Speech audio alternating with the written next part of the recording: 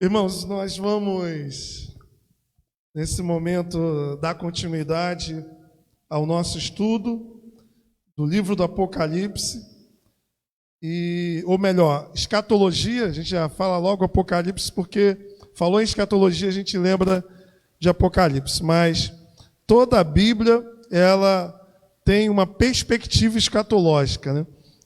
Nós vamos hoje falar sobre o juízo final. Então, aqueles irmãos também que estão nos acompanhando pelo Facebook, na semana passada nós falamos sobre a bendita esperança. A bendita esperança fala sobre a questão exatamente da volta, né, de Jesus, que é aguardada por todos os crentes. E no caso, né, também da ressurreição dos mortos. Agora, hoje nós vamos ver a questão do juízo final. O que é o juízo final? O porquê do juízo final? Então, a grande questão para nós cristãos, que acreditamos que logo depois da morte, nós vamos para a presença de Deus, ou aqueles que morrem sem Cristo vão para o juízo, ou para a condenação, fica uma pergunta para nós, né? Qual é a real necessidade do juízo final? Se logo depois da morte o destino de cada indivíduo já está selado. Então, essa é a grande pergunta. Quando nós morremos, nós já vimos aqui que logo depois da morte, você ou vai para a presença de Deus, ou você vai para a condenação. E não há como mudar de posicionamento. Quem está no céu não tem como vir para a terra, não, ou melhor, para o inferno, para a terra. E quem está no inferno não tem como passar para o céu. Nós também entendemos que a doutrina, né, do purgatório, que seria um lugar, né, entre aspas, intermediário, não tem apoio, né, na revelação bíblica.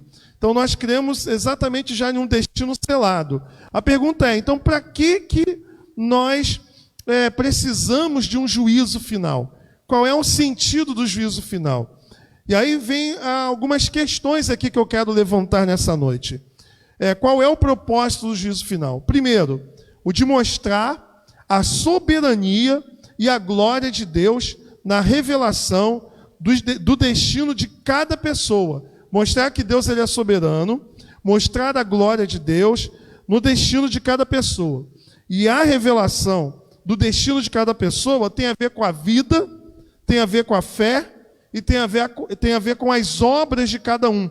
Então, Deus ele é soberano, ele governa e ele decreta o destino de cada indivíduo, o destino final, com base na revelação da vida, com base na fé, nas obras e na vida que cada um obteve, né? Teve enquanto aqui presente nesta vida. Um segundo ponto, eu estou tirando isso aqui do autor chamado Anthony Huckman, de uma obra muito boa, bem recomendada, que é A Bíblia e o Futuro. Anthony Huckman, da editora Cultura Cristã. Essa obra ela fala de escatologia tanto individual quanto geral, conforme nós já conversamos sobre isso. Ele vai apresentar, então, um segundo propósito do porquê que o juízo final ele deve ser uma realidade esperada. Porque o juízo final ele revela o grau de punição que cada um deverá receber. Então, existe um grau diferenciado de punição de cada pessoa. Uma vez que essa atribuição está intimamente relacionada com as vidas que as pessoas viveram, este assunto terá de ser determinado por ocasião do juízo final. Ou seja, as mais obras praticadas, cada um tem um grau, né, de punição por conta da vida que teve, e é só no destino, no juízo final, melhor dizendo, que nós vamos ter conhecimento desse peso, né, dessa, vamos assim dizer, hierarquia de condenação. A gente vai falar um pouquinho mais à frente sobre isso. Uma outra questão, que é o terceiro propósito do juízo final, tem a ver com Deus executar o seu julgamento, o julgamento de cada, melhor dizendo, né? Deus ele executa o julgamento de cada pessoa E agora Deus, ele designará o lugar em que cada pessoa passará a eternidade. Então, Deus executa o julgamento de cada indivíduo no julgamento final, e assim então designa o estado eterno, porque a situação agora que cada um se encontra não é o estado eterno. Então vamos aqui rever, aqui recapitular. Nós cremos que logo depois que a pessoa morre, ou ela já vai para a presença de Deus, ou ela já vai para um estado de condenação.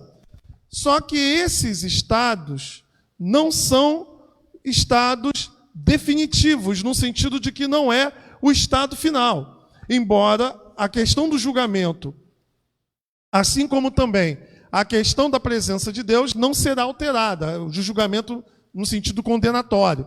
De modo que aquele que está condenado, ele não será absorvido no futuro, e quem está salvo, na presença do Senhor, não poderá sofrer, um declínio da sua posição. O que vai acontecer é a entrada no estado eterno.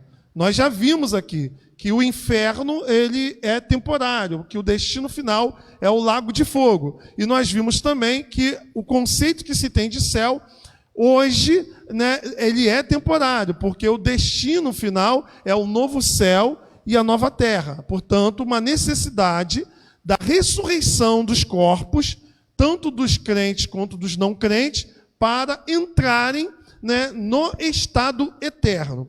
Nesse sentido, então, nós vimos aqui qual é o propósito do juízo final. Algumas pessoas que ensinam algumas doutrinas, como, por exemplo, dos adventistas ou das testemunhas de Jeová, que acreditam num sono da alma, que a pessoa, depois que morre, ela simplesmente entra num estado de inconsciência.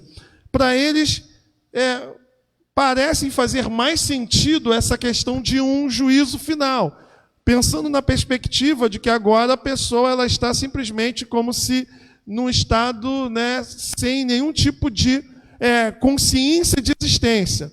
Mas nós entendemos que a Bíblia nos mostra claramente e vimos aqui em algumas passagens, que os mortos, os santos já estão na presença de Deus. Nós vimos isso aqui.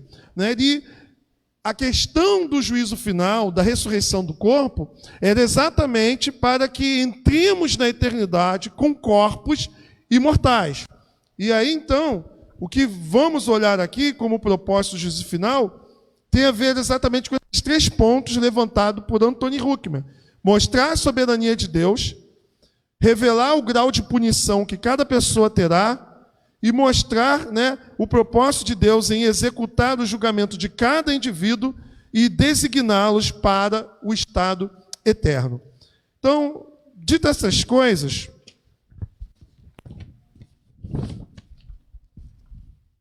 vamos ver aqui algumas questões na Bíblia acerca do juízo final. A primeira é quando ele acontecerá, o juízo final. Quando ele acontecerá. Vamos olhar aqui a segunda carta de Pedro. Segunda carta de Pedro.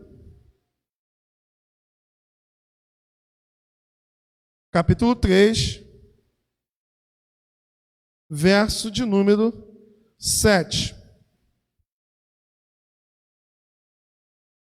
Ora, os céus que agora existem e a terra, pela mesma palavra, têm sido entesourados para fogo, estando reservado para o dia do juízo e destruição dos homens ímpios. Então, Pedro vai dizer que tudo que existe está sendo guardado para o dia da destruição, mas no sentido de quê?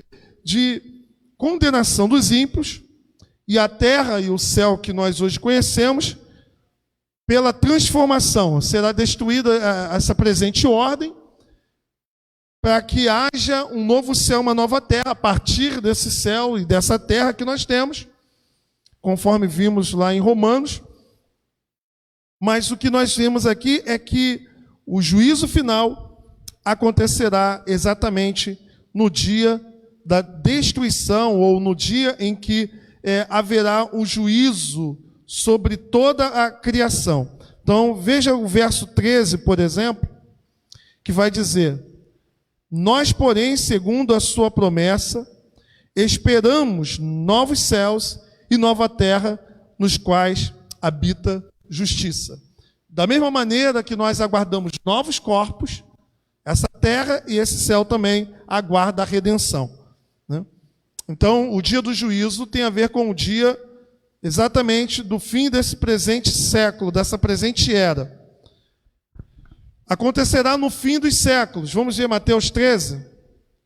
Acontecerá no fim dos séculos. A pergunta que está aqui em questão é: quando acontecerá? Então, Mateus capítulo 13,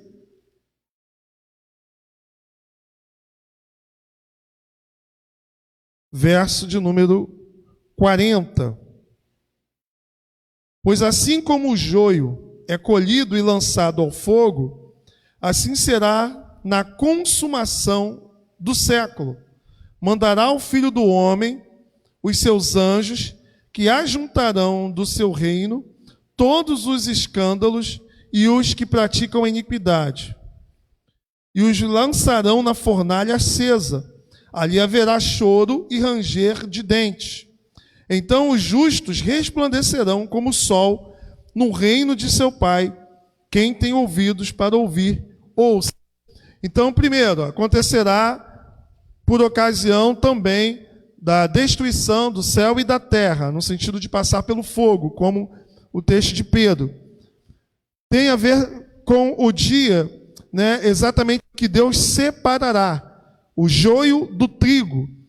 E aí, então, o justo resplandecendo e os ímpios sendo assim, então, queimados, onde haverá choro e ranger de dentes. Quando acontecerá o juízo final? Mateus 25, 31, 32. Mateus 25, 31, 32. Quando vier o Filho do Homem na sua majestade e todos os anjos com ele, então se assentará no trono da sua glória, e todas as nações serão reunidas em sua presença, e ele separará uns dos outros, como o pastor separa dos cabritos as ovelhas. Então, o juízo final se dará por ocasião da volta de Jesus. Quando Cristo retornar, ele já estabelece o juízo final. E aí vem uma pergunta, né? Qual é a duração do juízo final? Qual é o tempo? Os adventistas ensinam que leva um milênio, porque Cristo estará fazendo o chamado juízo investigativo, né? Não é necessário entender que o tempo se trata de um dia de 24 horas. A Bíblia não nos informa a duração, mas ela diz que é um dia em que haverá uma prestação de conta, um dia que haverá um acerto de conta, né? Vamos olhar aqui, Mateus 11, 22. É chamado de dia do juízo, Mateus 11, 22.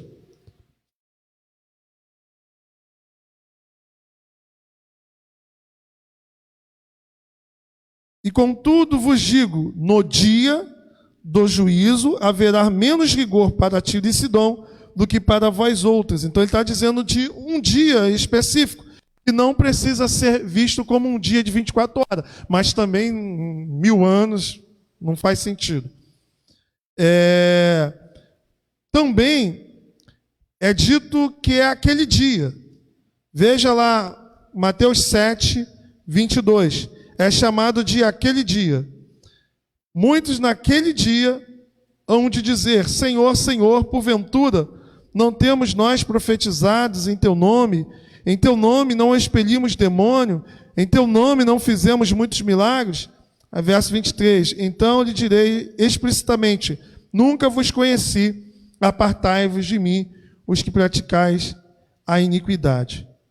Então, é visto como um dia em que o Senhor condenará os falsos profetas. E aqui ele usa essa expressão, naquele dia.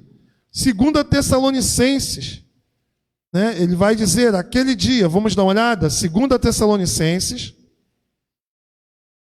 2 Tessalonicenses 1, verso 10. Quando vier para ser glorificado nos seus santos e ser admirado em todos os que creram naquele dia, porquanto foi crido entre vós o nosso testemunho. Então, o juízo final é apontado aqui por Paulo em Tessalonicenses como naquele dia. 2 Timóteo, capítulo 1, verso 12, nós encontramos a expressão 2 Timóteo 1,12. E por isso estou sofrendo essas coisas, todavia não me envergonho, porque sei que tenho crido e estou certo de que Ele é poderoso para guardar o meu depósito até aquele dia. Romanos 2,5, Paulo vai dizer que é o dia da ira. Vamos dar uma olhada? Romanos 2,5. E vai chamar esse dia como o dia da ira. Romanos 2,5. Mas segundo a tua dureza e coração impenitente, acumulas contra ti mesmo ira para o dia da ira e da revelação do justo juízo de Deus. Então, nós não precisamos pensar aqui numa duração de 24 horas, mas pensar num dia de acerto de contas, em que o Senhor, então, trará à tona a revelação das obras de cada pessoa. Quem julgará nesse grande dia? Algumas vezes a Bíblia, ela faz referência ao Pai como aquele que vai julgar. Vamos olhar aqui, Mateus, por exemplo, 18. Mateus 18, 35. Quem é aquele que vai julgar no grande dia? Mateus 18, 35. Assim também meu Pai Celeste vos fará, se do íntimo não perdoardes cada um a seu irmão. Vamos olhar aqui, 1 Pedro 1,17. O Pai sendo apontado como aquele que trará o juízo naquele dia. 1 Pedro 1,17.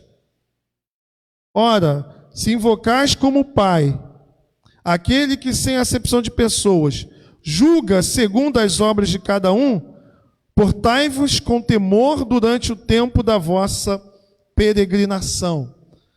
E 2 Tessalonicenses, capítulo 2, ou melhor, capítulo 1, verso 5.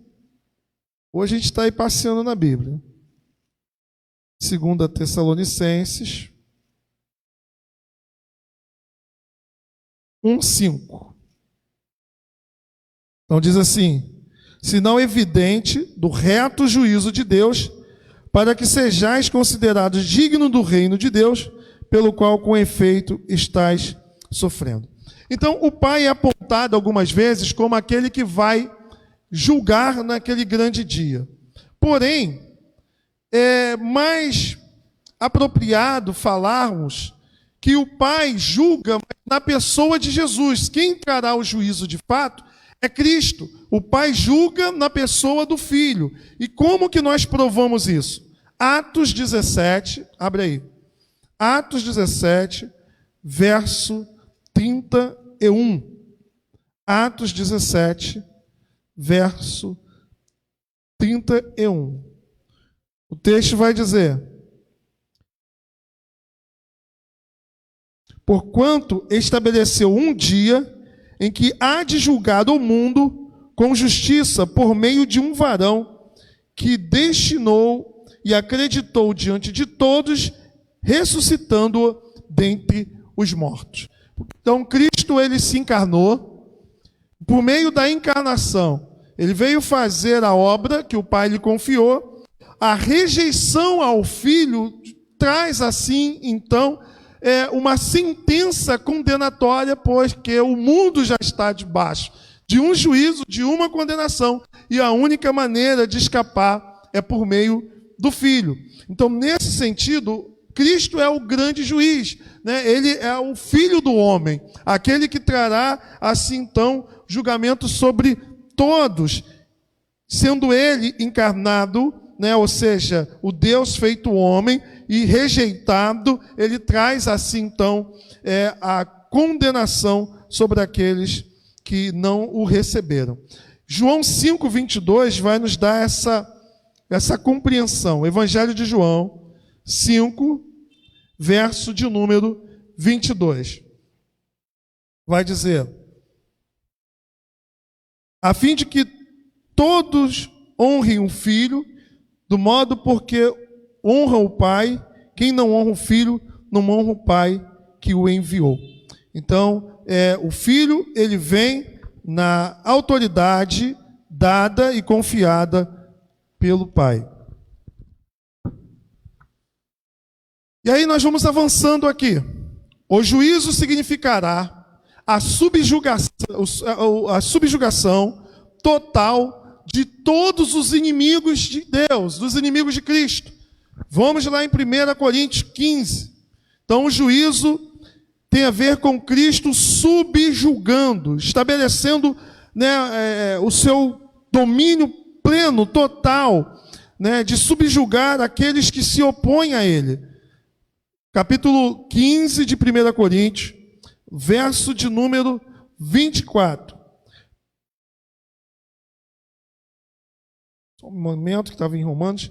Diz assim: então virá o fim, quando ele entregar o reino a Deus e Pai, quando houver destruído todo o principado, bem como toda potestade e poder. Falando de Cristo governando até colocar todos os inimigos debaixo dos seus pés e entregar a Deus Pai. Os anjos também farão parte do juízo.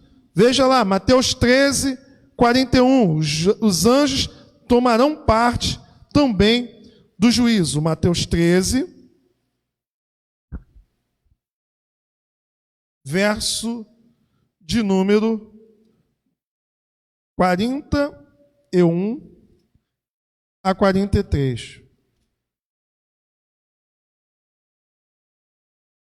E aí nós encontramos assim então: mandará o Filho do Homem os seus anjos, que ajuntarão do seu reino todos os escândalos e os que praticam a iniquidade, e o lançarão na fornalha acesa. A gente já leu esse texto, né? Ali haverá choro e ranger de dentes. Então, os anjos no processo de reunir todos para o julgamento final. A Bíblia também nos fala que os santos, a igreja glorificada, ela há de julgar o mundo. Então, os crentes também julgarão. 1 Coríntios, vamos dar uma olhada aí, capítulo 6, verso de número 2 e 3. 1 Coríntios, capítulo 6, verso 2 e 3. Ou não sabeis que os santos hão de julgar o mundo? Ora, se o mundo deverá ser julgado por vós, sois acaso indignos de julgar coisas mínimas? Aqui o contexto, irmãos, é daquela fala de que Paulo está censurando os crentes que estavam na igreja, colocando um e o outro na justiça. Ou seja, dentro da igreja tinha crente colocando crente na justiça comum, na justiça secular. E Paulo está questionando: não há entre vós pessoas sábias para julgarem essas questões? É necessário que o ímpio, alguém de fora, julgue. Então ele está dizendo: não sabeis vós que os santos julgarão o mundo? Então por que vocês estão fazendo esse tipo de coisa? Colocando um irmão na fé, na justiça, para que o ímpio possa fazer assim então julgamento. Então é isso que Paulo está questionando aqui. Aí nós encontramos também Lucas 22, 30. Vamos dar uma olhada? Lucas 22, 30. Ainda falando que os crentes participarão julgando. Vamos lá.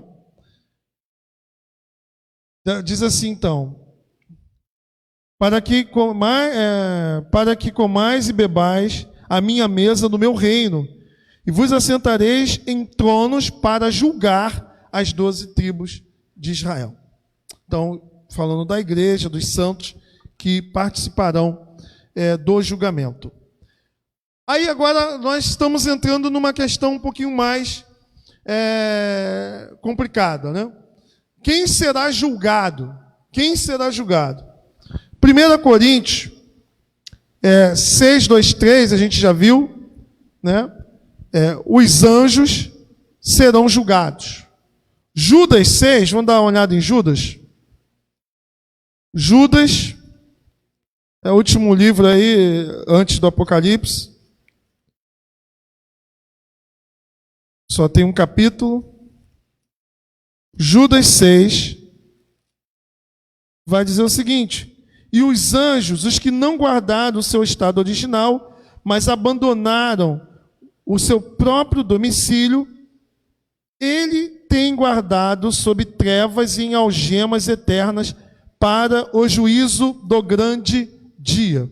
Aqui há uma polêmica aqui, que eu não vou gastar muito tempo. Mas eu vou abrir aqui um parêntese.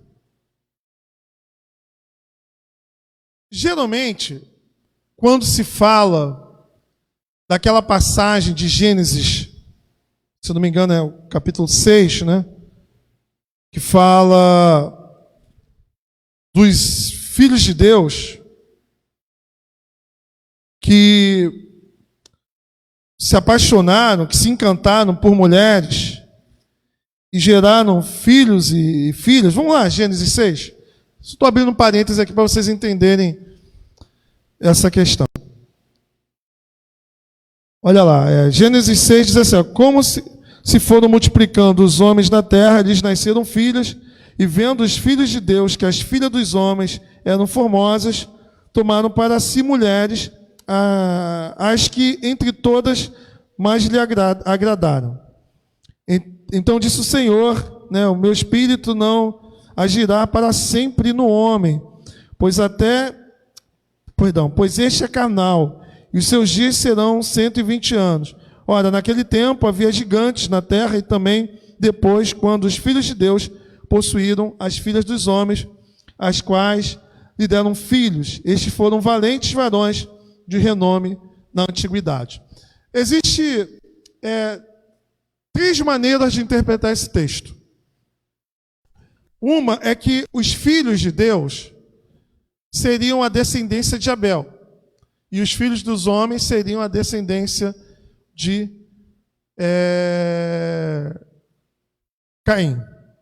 Então você teria aí aqueles que invocam a Deus se relacionando com os ímpios, e assim então gerando valentes. Esses gigantes aqui não seriam necessariamente gigantes em estaturas, mas pessoas importantes, né, na história antiga. Outros entendem que esse texto faz uma referência, o filho de Deus aqui é chamado de Benai Elohim no hebraico, né? Outros entendem aqui que seriam reis, né, importantes do passado que eram considerados como deuses. Tipo, no Egito você tinha Faraó, que era tratado como Deus, né? Então algumas pessoas falam que foram casamentos mistos aí, né, entre as filhas, né, de crentes com esses deuses que são reis que se relacionaram assim. Então é uma interpretação menos usada. A interpretação mais antiga que existe, que predominava nos dias de Jesus, era que esses filhos de Deus aqui são anjos que não guardaram seu estado original, ou seja, anjos que se fizeram homens naquele período, né, vamos assim dizer, havia possibilidade do anjo se encarnar, e eles se encantaram com mulheres, se relacionaram com elas, e os filhos dessa relação produziram, né, a relação acabou gerando seres híbridos, né, seres que eram homens e, de alguma maneira, seres angelicais. Então, eles carregaram aí um certo DNA de homens com anjos. E eles foram destruídos por ocasião do dilúvio. Essa interpretação é a mais antiga e é a interpretação que circulava no tempo de Jesus. Por quê?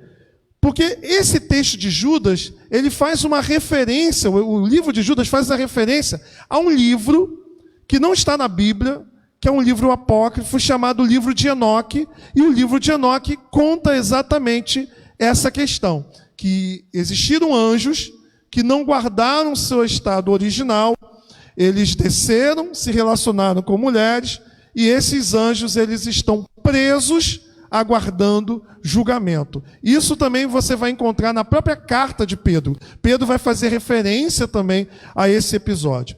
Então, esses anjos aqui não seriam propriamente ditos demônios, né, que nós conhecemos na tradição cristã. Então, alguns intérpretes caminham com essa posição, outros, que é a maioria, caminham com a ideia de que seriam descendência de Abel e de Caim. Seja como for, é importante lembrar que os autores, quando citaram o texto, citaram como sendo esses anjos, né? Porque era a informação que se tinha naqueles dias. Enfim, não é matéria de dogma, mas o que fica aqui para nós é entender que os anjos serão julgados, né? A Bíblia, em Mateus capítulo 25, fala que, no verso 32, todos os homens serão julgados. Todos os homens serão julgados. Mateus capítulo 25, verso de número 32. E todas as nações serão reunidas em sua presença, e ele separará uns dos outros, como o pastor separa dos cabritos as ovelhas. Todos. Até os crentes? Sim, até os crentes. 2 Coríntios, capítulo 5, verso 10, fala que os crentes serão julgados nesse dia. Vamos dar uma olhada? 2 Coríntios, capítulo 5, verso de número 10. Porque importa que todos nós, Paulo está falando de crente, porque importa que todos nós compareçamos perante o tribunal de Cristo, para que cada um receba segundo o bem ou o mal que tivermos feito por meio do corpo. Então a Bíblia nos fala que tudo que nós fazemos nesse corpo, nós haveremos de prestar conta a Deus naquele dia. Hebreus capítulo 10, verso 30. Vamos dar uma olhada. Hebreus 10, capítulo 10, né, verso 30. Diz assim: ora, nós conhecemos aquele que disse: a mim pertence a vingança, eu retribuirei. E outra vez, o Senhor julgará o seu povo, ou seja, os crentes, a igreja. Romanos 14, verso 10, também fala de um julgamento dos crentes. Romanos 14, verso 10.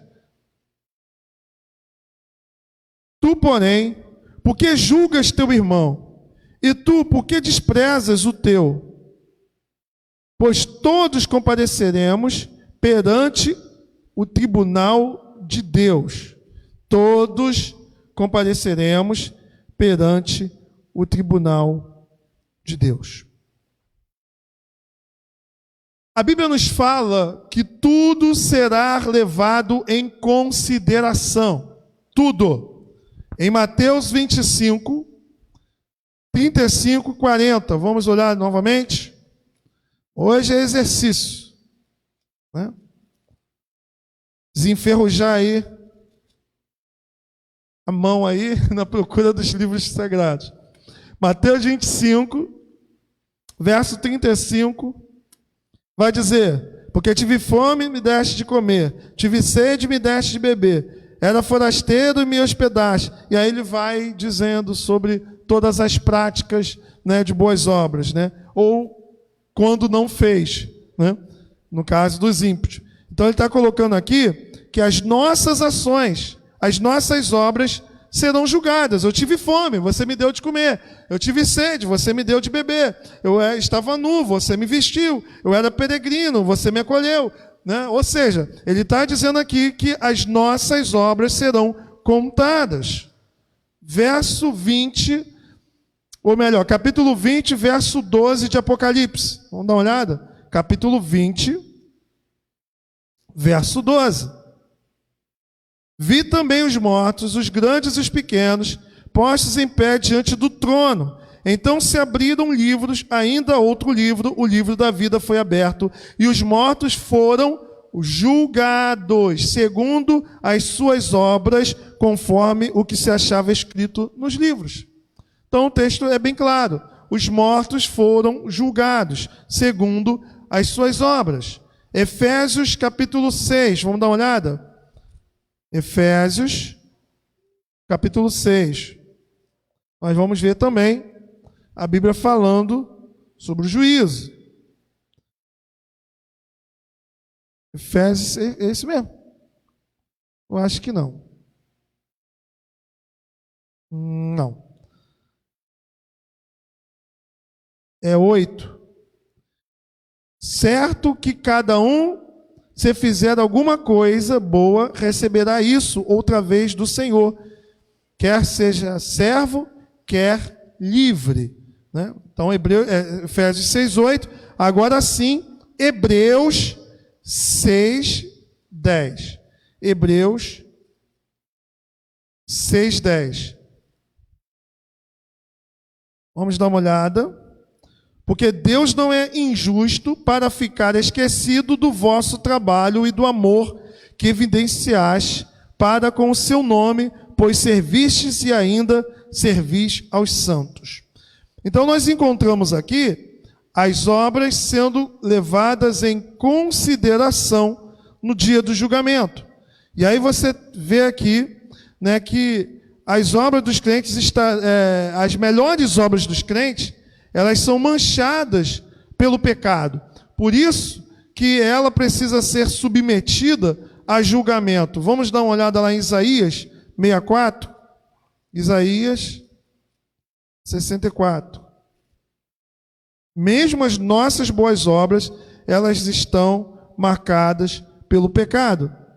Mas todos nós somos como um imundo, e todas as nossas justiças como o trapo da imundícia. Todos nós murchamos como a folha, e as nossas iniquidades, como um vento, nos arrebatam. Então, existe também aqui Tiago 3:2, né, para a gente poder avançar. Tiago 3:2, que vai apontar também para as nossas obras, que elas estão manchadas pelo pecado.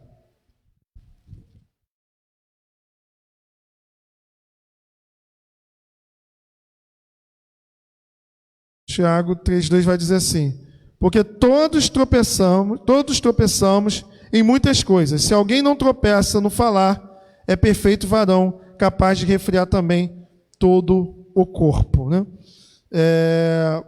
Por último aqui, dessa sequência, Romanos 3:23. Romanos 3:23.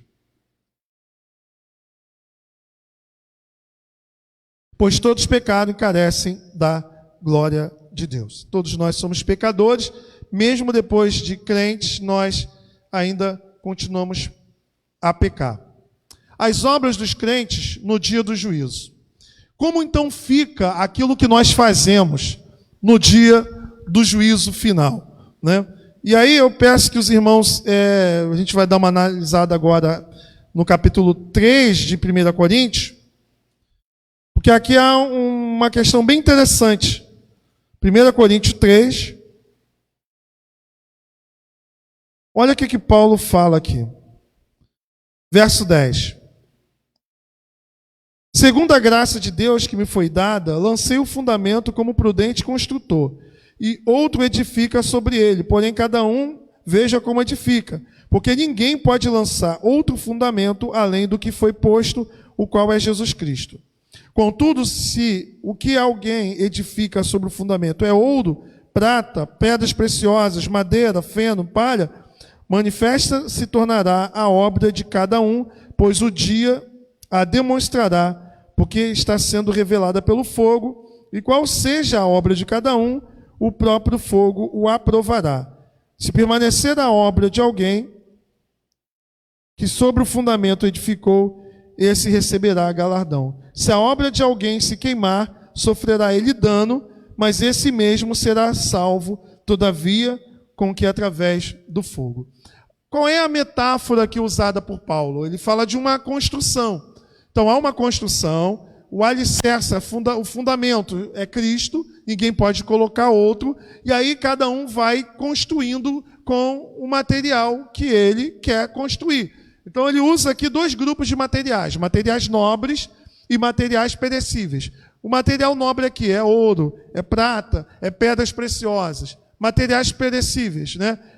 Madeira, feno, né? Palha, enfim. E aí ele vai dizer o seguinte, que depois que a pessoa constrói a casa, a pessoa dentro da casa, aquela casa passa pelo teste. O teste é o quê? É o fogo. Aquilo que o fogo destruir, né? Enfim, aquilo que ficar é o que a pessoa receberá. Então essa é a ideia. A pessoa ela é salva como que pelo fogo. Essa é a linguagem, ou seja, ela vai ser salva, mas tudo que ela construiu não resistiu à questão do juízo. É uma linguagem metafórica, usada exatamente para dizer o seguinte, que mesmo depois da salvação, haverá uma prestação de contas. Tudo que nós fazemos haverá de ser julgado pelo Senhor. E mesmo, né, aquilo que você faz para Deus, no reino de Deus, dependendo da motivação e dependendo também daquilo que você fez, se não estiver com a motivação correta e se não estiver de acordo com a vontade de Deus, que às vezes a gente faz achando que é a vontade de Deus e não é, nós vamos sofrer dano. O texto usa essa expressão, sofrer dano. O que é? Não sei, mas há um prejuízo que a pessoa recebe no dia do juízo. Quem não teve a revelação... Não, vamos dar uma olhada aqui em Lucas 16, 31, que tem a ver com... Perdão. Tem a ver com isso. A questão é o seguinte, irmãos. Embora o crente, ele não deve temer o juízo final, no sentido de condenação, o que fica claro para alguns autores, como Hernandes Dias Lopes, como Anthony Huckman, é que tudo o que está oculto será revelado. Ah, pastor, mas eu pequei e me arrependi. A ideia do texto bíblico é: toda obra será revelada. Mesmo aquelas obras que você confessou, pediu perdão, Deus te perdoou. A Bíblia diz que vai ser revelada no dia do juízo. Ele não diz as obras que tu não confessou. As obras que... Não, toda obra será revelada. Então, isso é para gerar em nós um temor de que, mesmo sendo cristão, você haverá de prestar conta e você terá prejuízo com o tipo de coisa que você fala, com o tipo de ação que você tem, com o tipo de comportamento como crente você tem. Porque a Bíblia diz que seremos julgados pela palavra, pelos pensamentos e pelas nossas ações. Tá? E aí, qual é o critério, então? Como que Deus, então, traz o julgamento? O que ele usa como base do julgamento? Mateus 11, 20 e 22. Mateus 11, 20 e 22. Qual é a base do julgamento? Mateus 11, 20. Passou então Jesus a interpretar as cidades nas quais ele operava numerosos milagres, pelo fato de não se terem arrependido. Ai de ti, Corazim, ai de ti, Betsaida, porque se em Tiro e Sidom se tivessem operado os milagres que em vós se fizeram, há muitos que elas se teriam arrependido com pano de saco e cinza. E contudo vos digo, no dia do juízo, haverá menos rigor para Tiro e Sidom do que para vós outros. Por quê? Por causa que a essas cidades não foi dada essa revelação. Ou seja, a base que as pessoas vão ter para serem julgadas é o quanto que elas conhecem da revelação de Deus. Quem não teve revelação especial, ou seja, a revelação que os judeus tiveram e que nós temos, vão ser julgados de acordo com a revelação dada pela criação, e cada um vai ser julgado segundo a luz do que ela já recebeu de informação. Então tem gente que nunca ouviu falar do Evangelho.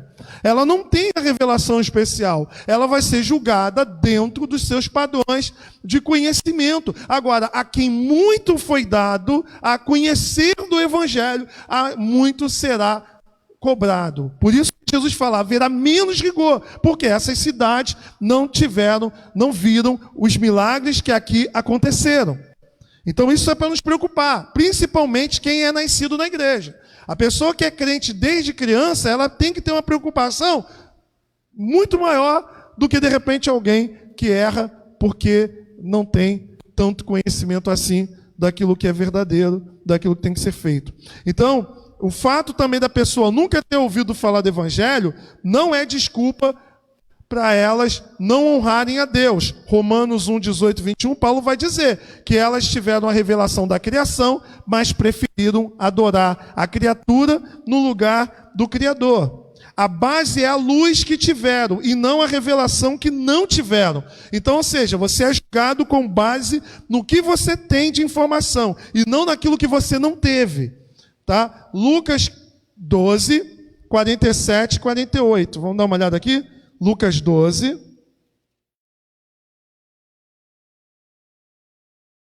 Lucas 12, 47 a 48. Aquele servo, porém, que conheceu a vontade do seu senhor e não se aprontou, nem fez segundo a sua vontade, será punido com muitos açoites. Aquele, porém, que não soube a vontade do seu senhor e fez coisas dignas de reprovação, levará poucos açoites. Mas aquele a quem muito foi dado, muito lhe será exigido. E aquele a quem muito se confia, muito mais lhe pedirão. Para quem recebeu a revelação completa, ou seja, quem conhece o Evangelho, nós precisamos entender alguns textos aqui da Bíblia. Já estou caminhando para o final. João 3, abre aí. João 3. Eu conheço o Evangelho, eu sei que Deus mandou Jesus Cristo para morrer no meu lugar. Como então fica essa questão? João 3, 36. Por isso, quem crer no Filho tem a vida eterna. O que todavia se mantém rebelde contra o Filho, não verá a vida, mas sobre ele permanece a ira de Deus. Ou seja, o homem já está debaixo de uma condenação. É como se todo mundo tivesse contaminado. Todo mundo já nasce contaminado. Então você precisa tomar a vacina. Você já está condenado. Você não vai se contaminar. Você já está contaminado. Para se livrar é tomando a vacina. Então, a vacina é Cristo. João 5, 24. João 5, 24.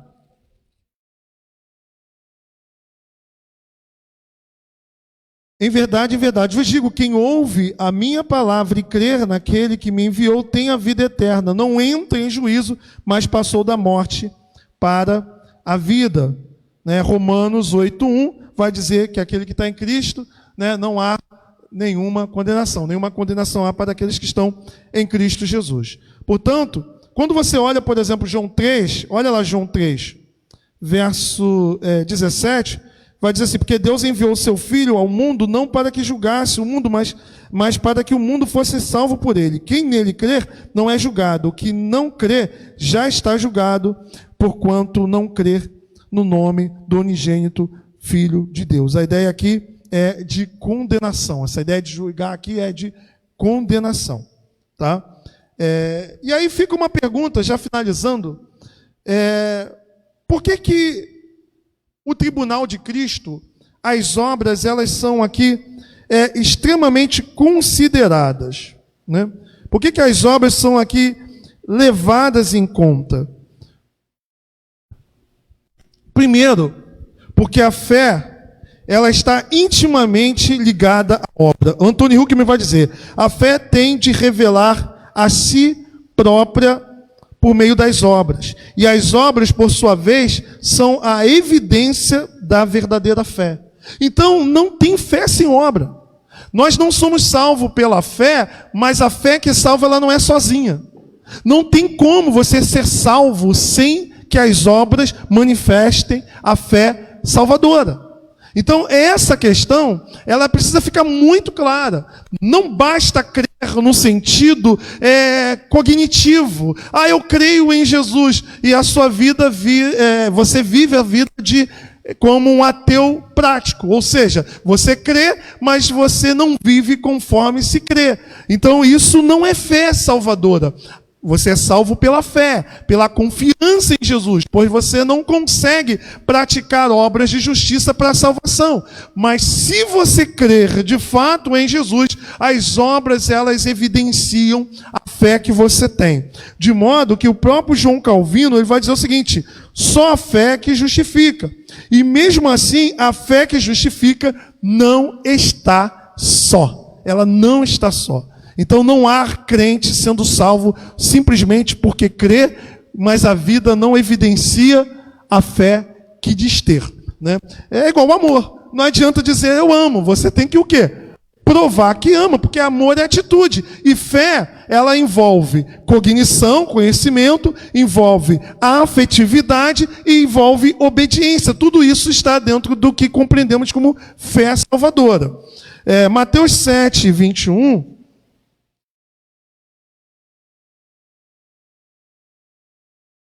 vai dizer, naquela mesma hora curou Jesus,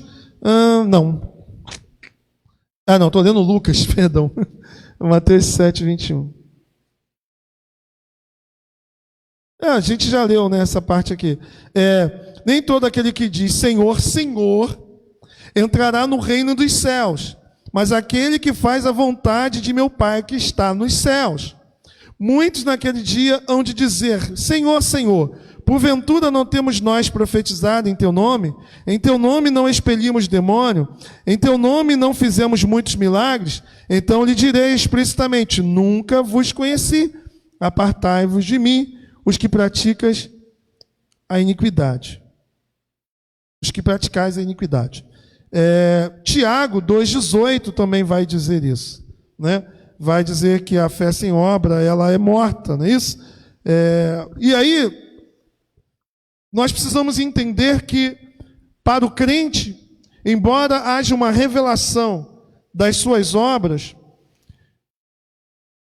o juízo para o crente traz também consigo a questão dos galardões, que são as premiações que nós não temos como dizer aqui o que é, mas sabemos que da mesma maneira que há grau de punição, há grau de sofrimento para os condenados, há grau de glória para os salvos, né? Uma coisa é alguém que aceitou Cristo lá no seu último momento de vida.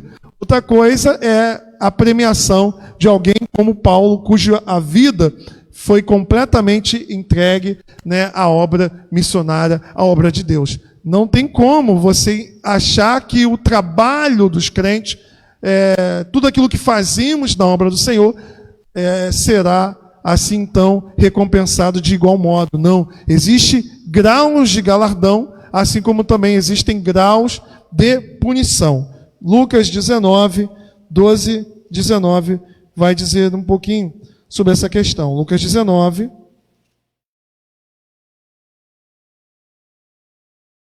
verso 12.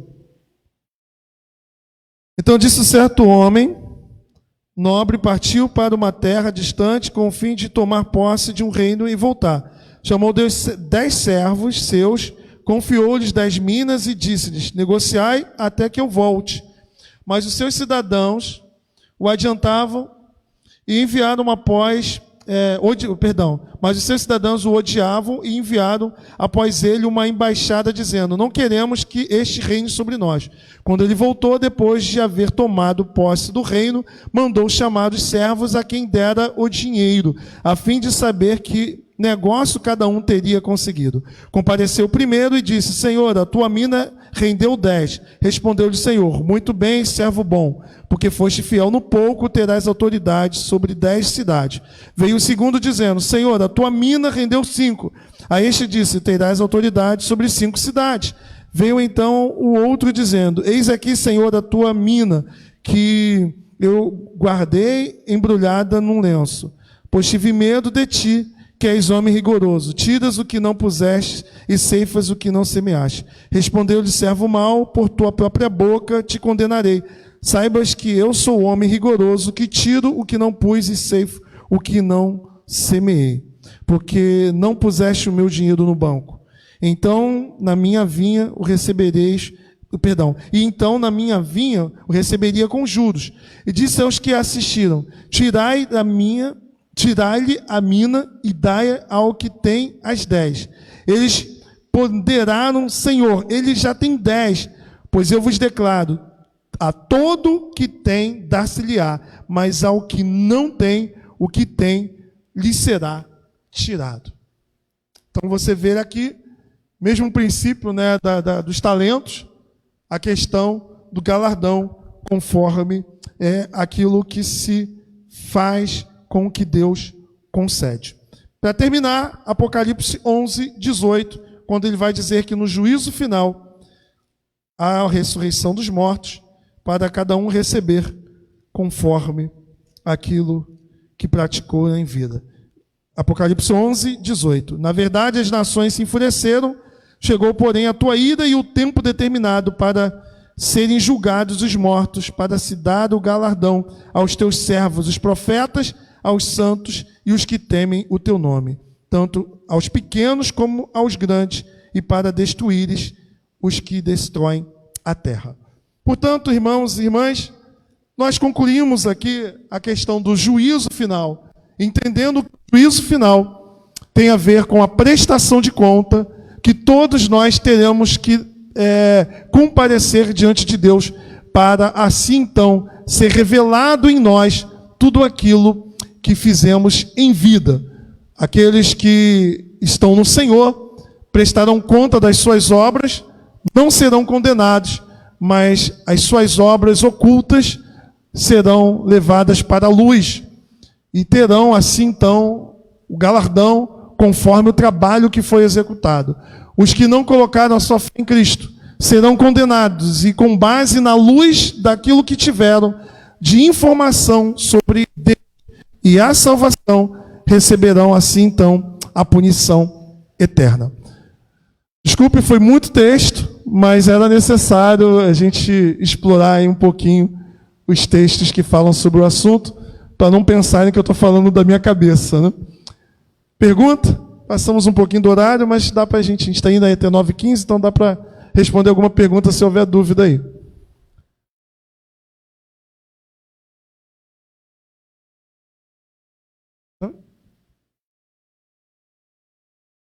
Johnny está vindo ali com...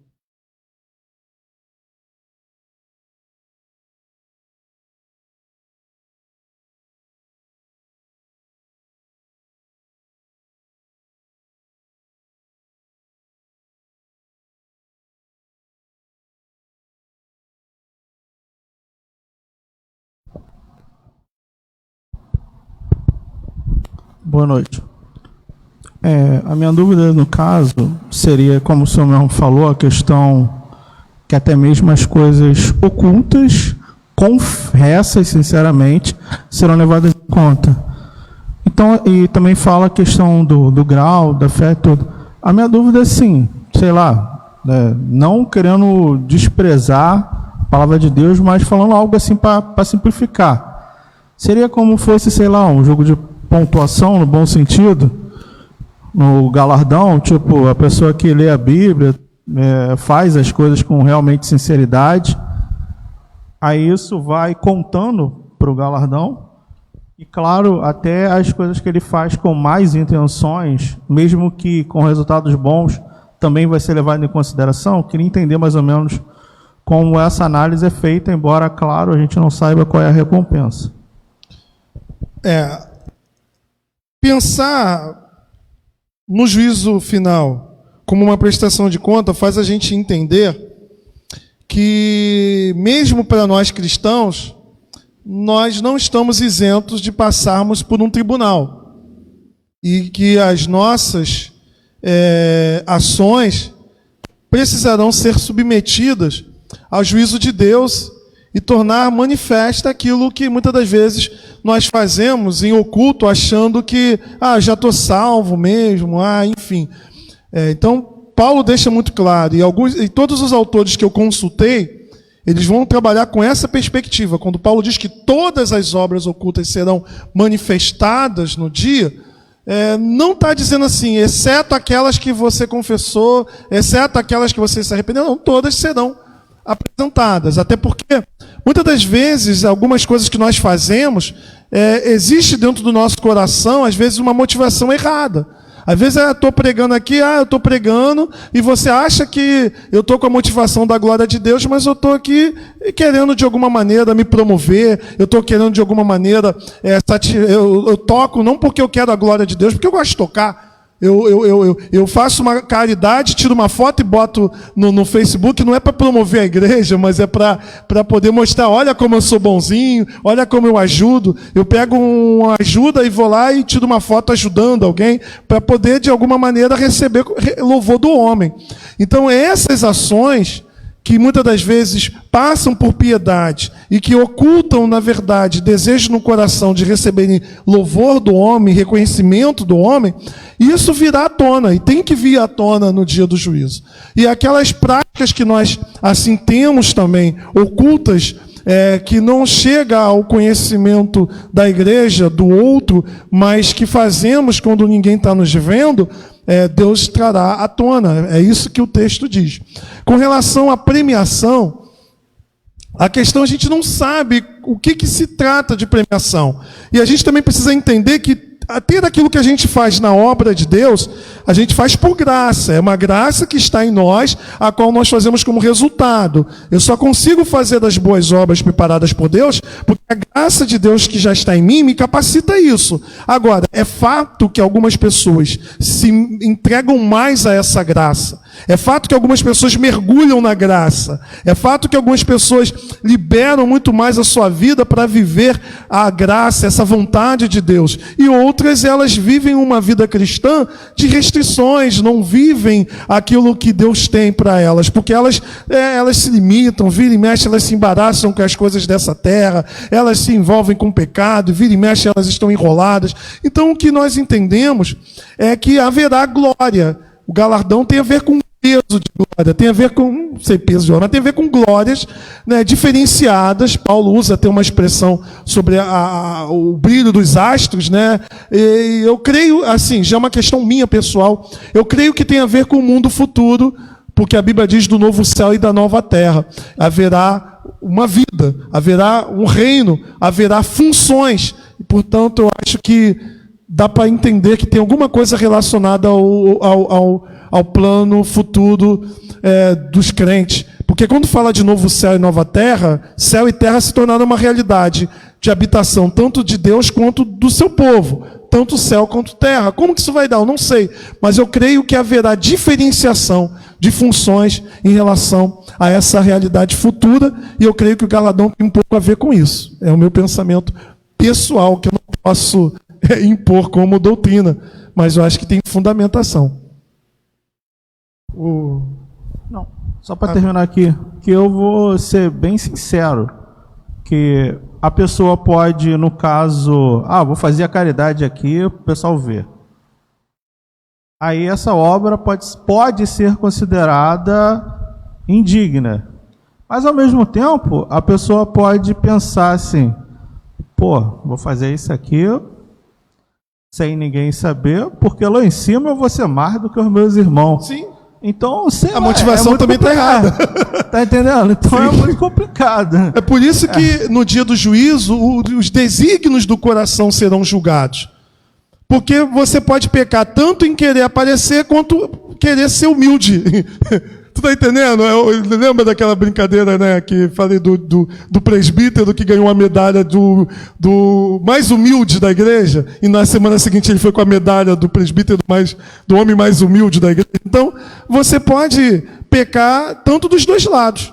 Então, a questão é, a motivação do seu coração será revelada. O José Gomes quer...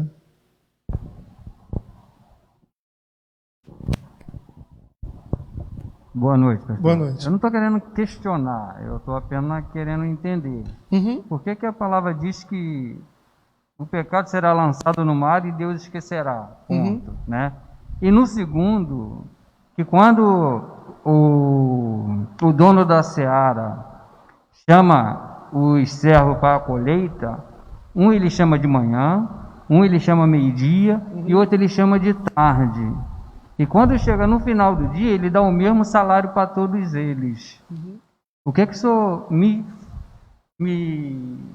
fala sobre essa parábola? Essa parábola ela está trabalhando ali com a questão da salvação. A salvação ela não é por obras. Por exemplo, qual é a ideia da parábola ali? É do judeu que recebeu a revelação e o tio que vem muito depois vai ser salvo do mesmo jeito. A salvação, ela não tem a ver no sentido de que, o fato de vou dar um exemplo, eu nasci no Evangelho, fui salvo aos 10 anos de idade. O camarada, ele se converte com 90 anos, ele vai ser salvo da mesma maneira. Então, aquele que foi salvo com 10 anos de idade, ele não pode dizer assim, eu vivi a minha vida toda no Evangelho, esse camaradinho aqui agora, faltando 2 anos para morrer, ele levanta a mão, recebe Jesus na sua vida e é salvo. Então, essa parábola que o senhor citou, trabalha com a questão da salvação.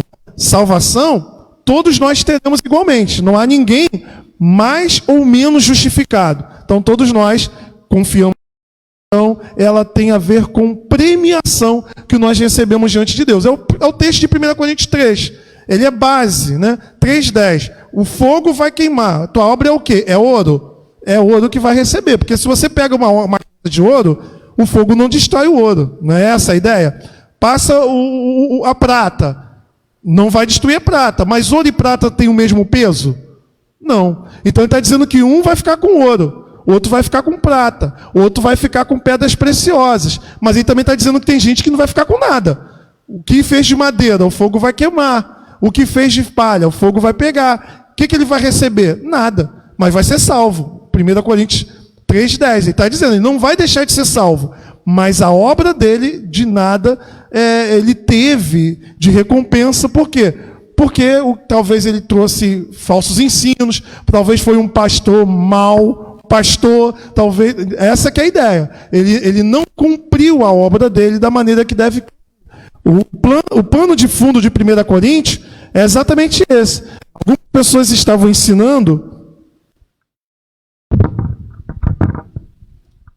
Algumas pessoas estavam ensinando doutrinas com motivações da sabedoria do mundo, né? Filosofias mundanas. E Paulo está questionando exatamente isso. Né, que não é pela filosofia, pela sabedoria mundana, né, que o poder de Deus se manifestou naquela igreja. Paulo vai dizer, mas é pelo Evangelho mesmo. O Evangelho e poder de Deus, e não conhecimento desse mundo, conforme algumas pessoas de lá estavam ensinando. A outra questão do mar de esquecimento é no sentido de condenação, de salvação. É a mesma coisa o seguinte, se a gente pegar o texto e interpretar de forma literal, a gente vai ter problema. Porque é como se Deus tivesse Alzheimer. Ele sabe que você pecou.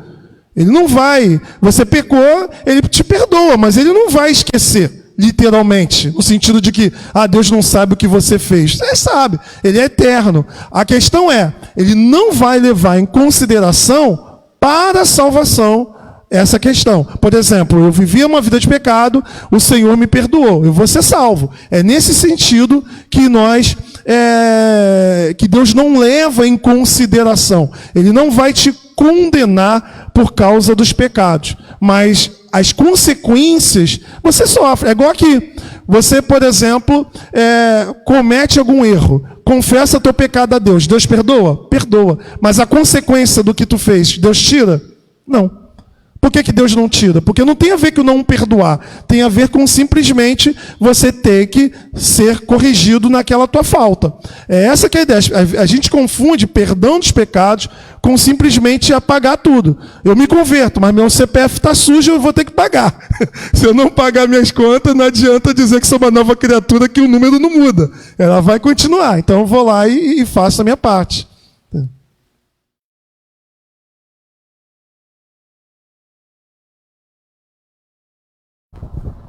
Não, nessa parte aqui eu sei, fez aqui, vai cumprir aqui, isso aí é sem dúvida.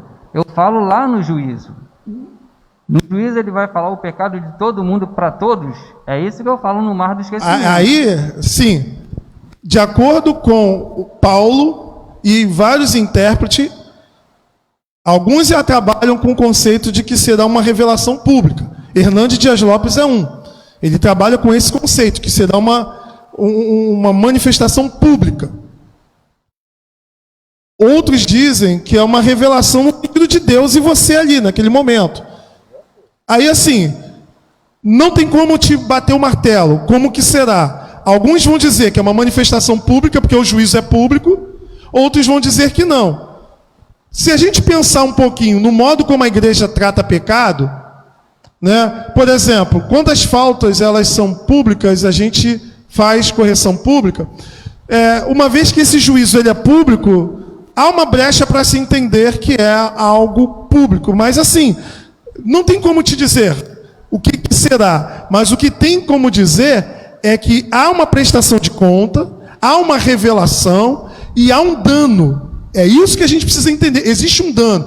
Imagina você tomar bronca, né? Eu penso mais ou menos assim, de alguém que você muito ama, mas você se sente assim, poxa, eu estou na falta contigo, e você se sente extremamente envergonhado por aquilo que você fez diante dessa pessoa que é tão pura, que é tão boa contigo. Então, assim, eu estou fazendo uma comparação, mais ou menos assim, para que a gente entenda que por mais que seja pública ou privada, você tem autores que vão dizer que é pública, outros vão dizer que é privado. Então, é uma questão de estudar e pesquisar para ver quem consegue ter mais fundamentação. Mas uma coisa é certa, há uma prestação de conta e há um dano que a pessoa sofre porque ela, de fato, falhou naquilo que ela foi confiada. Não significa dizer que ela não está salva. No caso de crente, é o texto de 1 Coríntios 10. Esse será salvo, como que pelo fogo. Ou seja, vai sofrer. O texto está lá escrito, sofre dano, mas vai ser salvo. Agora, como? Assim, não sei. Eu não sei. Fica meio difícil de assimilar. Sim.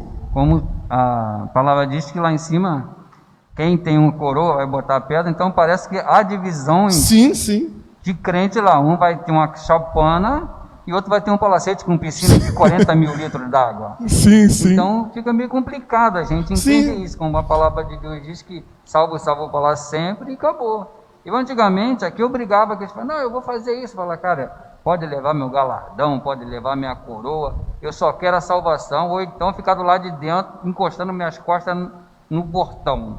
O resto pode ficar com você. Uhum. Mas aí a gente se sente um pouquinho constrangido, não porque a gente não fez para merecer, porque a palavra diz que o máximo que a gente faz não é nada para Deus. Sim. Mas fica uma visão meio distorcida. Às vezes tem pessoas que vai ter mais e pessoa que vai ter menos e no mesmo reino. Algumas pessoas usam essa linguagem de casa, de casinha e tal, mas é claro que a gente está trabalhando com uma forma humana de entender diferenciação. Né? O que vai ser, assim, a Bíblia não revela. Então, dizer que é casa, um vai ter um barraco, outro vai... Isso daí é especulação. Eu acho que muita gente fala isso brincando, né? Brincando ou usando uma linguagem de analogia, vamos dizer. Mas uma coisa que a gente precisa entender é que fato há uma diferença. Tanto para quem está no inferno, né? No inferno, no caso, na perdição, na condenação eterna, há uma diferença de sofrimento. Tipo, uma coisa é um camarada que simplesmente foi condenado por causa dos seus pecados, mas pecados simples da vida. O outro é um Hitler na vida. Não tem como achar que o grau de sofrimento é o mesmo. A mesma coisa tem a ver com a salvação. A salvação é estar com Cristo, mas a Bíblia, os evangelhos falam o tempo todo de prestar conta, né, da parábola dos talentos, né, ou seja, do modo como nós vivemos a vida cristã.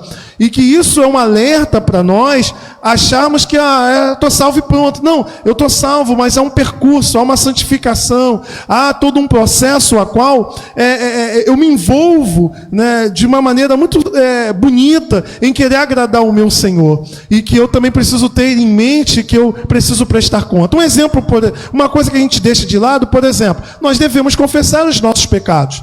A Bíblia diz isso e a gente não faz. Por quê? Por causa da vergonha, tal. Mas é mandamento de Deus. E é mandamento seguido de perdão ou de não perdão. Está escrito lá: quem em vós retiverdes pecado será retido, a quem vós perdoardes será perdoado. Então a igreja tem autoridades também, né? Ela tem as chaves também. Então a gente precisa levar mais a sério, a comunidade cristã de modo geral, essa questão do processo de santificação. Porque às vezes a gente fica muito na questão: estou salvo, e aí? Existe a salvação é dinâmica. Ela é um processo no sentido de que é o já e o ainda não. Eu estou salvo, fui salvo, estou sendo salvo e serei plenamente salvo. Entre o já fui e serei, há o que chamamos de santificação. Todos nós somos igualmente justificados, mas nem todos são igualmente santificados. Algumas pessoas se parecem mais com Cristo que outras. E lá no juízo, essas diferenças, elas se tornarão públicas. E é isso que a gente precisa se atentar. Ter no nosso coração o desejo de fazer o melhor para Deus com as motivações corretas. Não é, eu vou fazer para ganhar galardão. Já está perdendo. Está entendendo? Esse é o problema. Se fazer com o interesse de ganhar, já está perdendo. Tem que fazer com amor. É fruto do amor. E não em vista de ganhar alguma coisa, né? Esses termos fogo e enxofre, seria literal ou só uma figura de linguagem? Então, boa pergunta. A maioria entende que são linguagens simbólicas, porque aí você teria que pegar cada passagem e ver no grego lá a palavra, e tem umas que fala de Geena, né? Guiena ou Giena. E o Guiena era um lixão que tinha na época em que ficava pegando fogo o tempo todo, né, em combustão, e Cristo usa esse lixão como uma referência da condenação eterna. Então, é possível que ele esteja usando aquilo que era algo terrível, ruim, que acontecia, como uma linguagem daquilo que vai acontecer. Então, quando se fala de realidades espirituais, fogo, de forma literal, é bem possível que seja um fogo espiritual, não sei, mas assim, eu acho que não dá para você dogmatizar. O que dá a entender é o seguinte: é um lugar de sofrimento. E aí a Bíblia, é isso que ele está até conversando com o Zé Gomes hoje, dizendo o seguinte: olha, a Bíblia usa coisas que a gente conhece para falar é muito bom ou é muito ruim. Por exemplo, ruas de ouro é muito bom, o ouro é bom. Lugar que pega fogo, que tem verme, é ruim. Não significa literalmente que essas coisas estejam lá. Mas ele quer que você entenda, a partir dessa linguagem, do que você conhece, o grau de coisa ruim ou o grau de coisas boas, né? Se for literal, beleza, mas eu acho que o caminho para a literalidade pode trazer complicações. Entendeu? Entendi. E qual passagem se baseiam em alguma, né? Os católicos se baseiam para defender o purgatório? Então, a Igreja Católica, que aí ela precisaria de um tempo para explicar, mas de forma resumida, eu posso até na próxima semana trazer aqui os textos, de forma resumida, a Igreja Católica usa como base para purgatório esse texto que nós lemos, de 1 Coríntios 3, né, 10, ele vai dizer que será salvo pelo fogo. Esse é um texto que eles usam. Outro texto é aqueles que falam que aquele que blasfema contra o Espírito Santo não terá perdão nem aqui, nem no mundo vindouro. Então ele entende que algumas pessoas no mundo vindouro terão perdão. Eles usam uma passagem também de Macabeus, que é um texto que a gente não tem na nossa Bíblia, em que fala que Macabeus oferece sacrifícios em expiação para alguns parentes que já tinham morridos, e ele descobre que esses parentes tinham pecado com um pecado de idolatria. E a questão também, que é muito interessante, ver se você vai entender. Eu estou aqui agora, olha a minha questão. Existe alguém que morre sem pecado? Mas existe alguém no céu com pecado? Então, entre você estar aqui e estar lá, você vai ter que passar por algum tipo de grau de purificação. A questão do purgatório é aquilo que você carrega na sua vida, em que você não penitenciou, não houve uma correção, eles são chamados de penas temporais, ou seja, faltas que você não corrigiu nessa vida, você passará por uma purificação para que você não entre com pecado no céu. A questão é o tempo. Alguns cristãos vão entender, sim, entre aqui e está lá, você vai ter que ser purificado. Mas o purgatório me parece que trabalha com um conceito de tempo extenso. Mas então eles não acreditam na glorificação? Hã? Eles não acreditam na glorificação, no novo corpo? Então, mas para a glorificação é final. Você tem gente hoje no céu. Para ela estar no céu, estou falando como católico, tá? Para ela estar no céu, ela não pode estar com pecado. Como que vai se dar isso? Tem que purificar. Essa é a ideia. Porque a própria ideia de purgatório é de purgar, né? De purgante. Se tem que purgar, purificar, então essa purificação vai se dar entre morrer aqui e aparecer lá, estar lá. Entre esse morrer aqui e estar no céu, tem que ter algum período de purificação. Muitos crentes entendem que passa por uma purificação, mas não necessariamente um período extenso em que você precisa orar por eles para que eles diminuam o tempo. Aí você já está entrando num período da Idade Média em que vai se desenvolver outra coisa que eu posso até explicar com calma. Mas a base do purgatório seriam esses 3 textos, né? Tem um outro também que eles usam, que é aquele, se teu irmão, se você descobrir que ele tem alguma coisa contra ti, vai lá, entre em acordo com ele, antes que você seja lançado na prisão, e dali você só sairá quando pagar toda a sua dívida. O texto está falando de relacionamento aqui na terra, mas eles entendem ali que esse texto faz uma referência a questões espirituais também. Ah, sim, obrigada. Beleza? Terminou? Pastor, pensando na questão do galardão, me ocorreu agora. Se os apóstolos foram os precursores, né? Eles realizaram todo esse trabalho de expandir, então, tentando correlacionar com o novo céu e a nova terra, poderia pensar que eles seriam os reis desse novo céu e nova terra, abaixo apenas... O texto dá, algumas passagens na Bíblia dão ideia de um governo, né? Daqueles que estarão... dos apóstolos. Me parece que há posicionamentos, né, de liderança nesse novo mundo, principalmente por parte dos apóstolos. Isso tem algumas passagens que pincela na Bíblia, dando a entender isso. Então, é o que eu estou te falando. Não tem como bater martelo, mas existem alguns insights que a Bíblia fala. Se é novo céu, nova terra, haverá nações, haverá povos, né?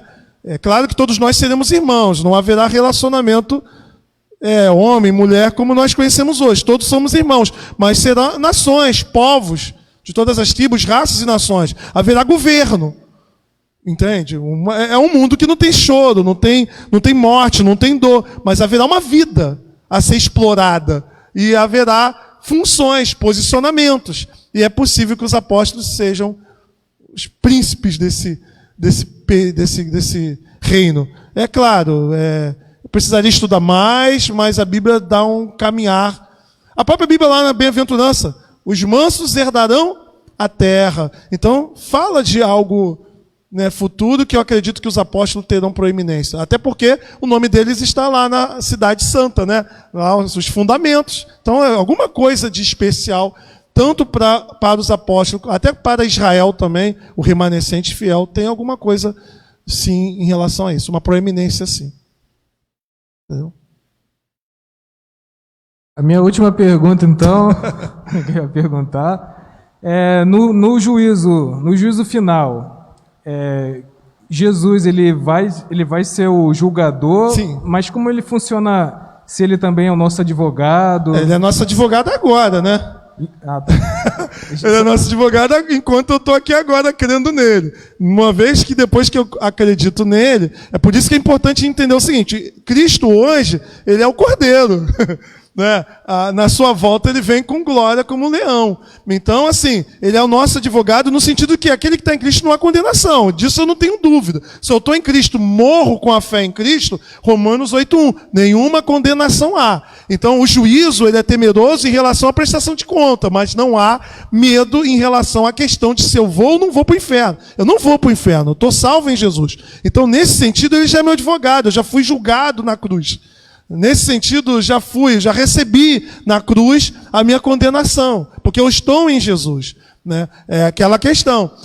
No dia do juízo final, ele é o supremo juiz em que prestaremos conta, como crente, não para sermos julgados para condenação, mas para apresentar a ele as obras como o Senhor cobra os seus servos, os ímpios para serem condenados. Essa que é a ideia. Tranquilo? Vamos orar para terminar então. Depois, quem quiser colocar, se tiver oferta, dízimo, o gasofilácio está ali no canto, é só colocar. Vamos orar. Pai bendito, em nome de Jesus, quão bom e maravilhoso é poder estudar a Tua palavra e se enriquecer de tamanhas informações que são tantas, mas o Senhor nos convida a mergulharmos em cada verdade para que possamos, ó Deus, receber de Ti a instrução para o modo como nós podemos melhor Te servir na nossa caminhada.